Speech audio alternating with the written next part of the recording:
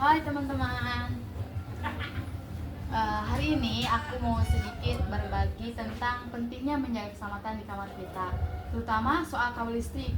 Mungkin teman-teman menganggapnya atau kelihatannya sepele mengenai kabel listrik tersebut, tapi ternyata itu sangat berbahaya kalau kita diabaikan atau mengabaikannya.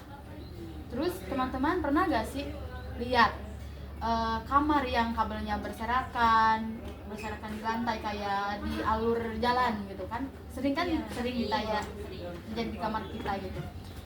Atau semua colokan ditumpuk di satu terminal, contohnya nggak ada terminal yang lain, kita kan nggak apa-apa, ini juga masih banyak ininya, terus kita tuh malah tumpuk-tumpuk. Nah itu bisa mengakibatkan bagi kita, bisa terjadi bahaya buat kita. Nah itu tuh bisa jadi pemicu kebakaran, dan juga bisa bikin kita tersandung lah akibat tadi yang misalkan di lantai, akibat tadi colokan yang ditumpuk-tumpuk di dalam satu terminal, itu bisa mengakibatkan kebakaran. Terus nantinya terjadi korsleting lah, kebakaran atau kesetrum, dan yang sering terjadi kita tuh tersandung terutamanya itu. Nah, bagaimana agar kita tidak terjadi bahaya seperti itu?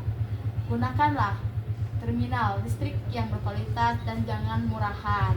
Terus yang kedua, jangan menumpuk terlalu banyak colokan di satu stop kontak. Terus yang ketiga, tapikan kabel, jauhkan dari jalur jalan. Terus yang keempat, matikan alat elektronik saat tidak digunakan. Contohnya kalau kita mau ke kelas, kipas, stop kontak, chargerannya masih dicolokin, dilepas terlebih dahulu agar tidak terjadi kebakaran lah atau korsleting. Dan kabel yang berserakan, sebisa mungkin kita kalau mau keluar diberesin dulu, atau kita di alur jalan tidak boleh ada kabel listrik agar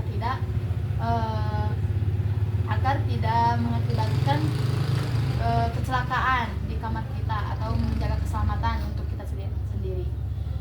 Dari mulai sekarang, yuk kita mulai dari kamar kita sendiri. K3 itu gak cuma buat tempat kerja aja, juga penting buat ruang pribadi kita seperti kamar tadi atau di asrama gitu.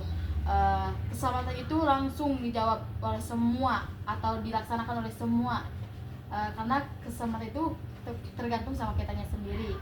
Oleh karena itu, yuk kita mulai dari kita sendiri untuk menjaga keselamatan kita sendiri atau menjaga pribadi atau lingkungannya sekitar.